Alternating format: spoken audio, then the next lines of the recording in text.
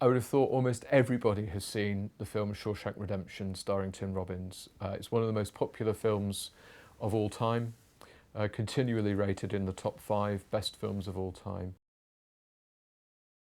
It's actually based on a short novel by Stephen King, so it's not really in any way a Christian work. And when it was adapted by Frank, I think, Darabont for the screenplay, he explicitly said, he hasn't tried to bring out Christian themes, but at the same time, lots of people watching the film, talking about the film, have seen these Christian themes being worked out. I mean, the name for a start, Shawshank Redemption, immediately gets you thinking about what is the redemption? Is it Andy's redemption? Is it Red's redemption? How does that redemption work out?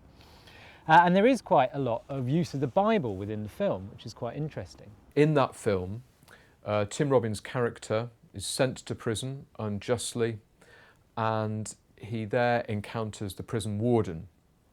And the warden is corrupt.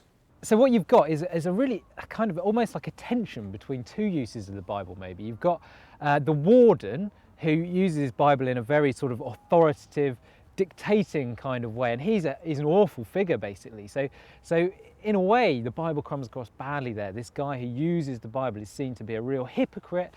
And some people actually take that as a kind of portrayal of the Pharisees in the Gospel, somebody, an authoritative figure who uses religious teaching to their own ends, to their own gains, but doesn't really change their lives or believe in it. Andy Dufresne is trying to deal with this corrupt warden, and the warden is extorting money by various means, and he places all this in a safe in his office.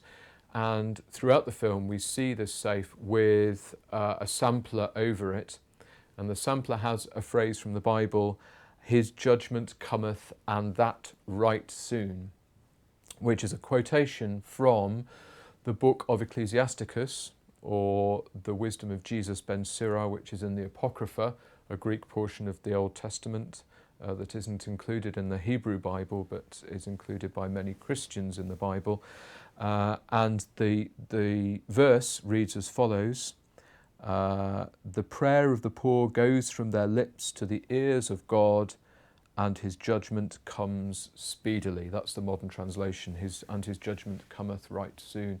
And of course, the whole thrust of the film, Shawshank Redemption, is that Andy Dufresne works very, very hard and tries to be a model prisoner, but all the time he is he's digging a tunnel to get out of the prison, which he does with a rock hammer, I think you remember. Finally, he escapes, but he's conspired to hide the rock hammer in a Bible. Because once Andy's escaped, sorry I've ruined the ending if you haven't seen it, but once Andy's escaped through the tunnel of muck and all this kind of stuff, and he's well out of his way, the warden goes back to the safe where Andy's been keeping the Bible. The warden's let him keep some of his possessions in this Bible, and he's in the safe, and the Bible's there. The warden opens up this Bible, and to his distress, he sees that there's a hole cut out in the middle of the Bible, just the right shape for a rock hammer. And that was the rock hammer that Andy used to dig his way out of Shawshank over those 20 years.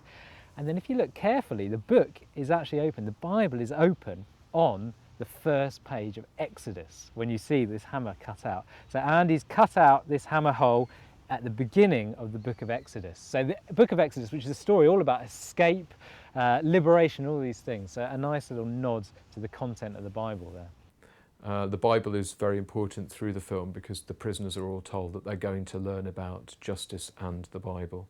And the rock hammer is placed in the Bible. And Andy Dufresne has conspired to put into the safe things that will will point out the prison warden's guilt. And there we see in the final scenes of the film this biblical phrase, "and his judgment will cometh, and that right soon." And of course, in the end, the judgment of justice comes upon the prison warden.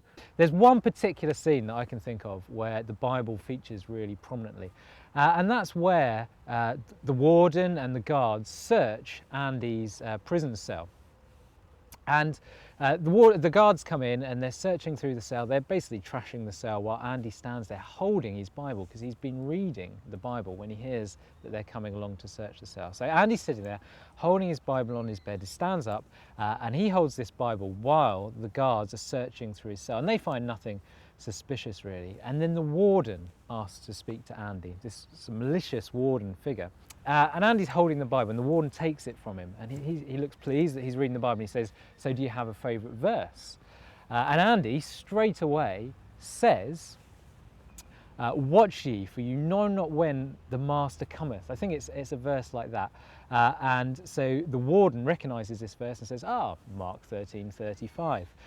So it's interesting because Andy's able to quote that straight away, even though we find out later that he's holding this Bible tightly because he's hidden a small rock hammer in it. So he's trying not to let that be found. And then in this conversation, the warden then says to Andy, "Oh yeah, I like that verse, but my favourite is, I am the light of the world. Whoever follows me shall not walk in darkness, but shall have the light of the life." And Andy responds and says, "Oh yeah, John 8:12, I think it is." And so Andy knows exactly where this comes from. So this is a really interesting exchange, because Andy seems to know his Bible quite well. The warden loves to quote the Bible, but Andy also seems to know it.